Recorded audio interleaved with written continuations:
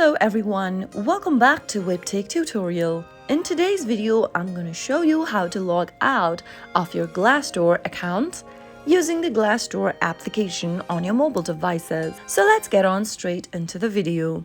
The first thing to do is to launch open Glassdoor application, and once you're in the main homepage of your account, go ahead and tap on the profile button at the bottom right hand corner. Now, from the profile page, tap on account settings. At the bottom of the account settings page, you'll be able to see two options. Simply select log out from the options and you'll be logged out of your Glassdoor account. If you've signed up using your email address, make sure to remember your password before signing out, since you'll need to enter your password and your email whenever you decide to log in back again to the platform. So that is how you can easily log out of your Glassdoor account using the Glassdoor application. So if you found the video to be helpful, go ahead and give us a thumbs up. Don't forget to subscribe to the channel by hitting the subscribe button.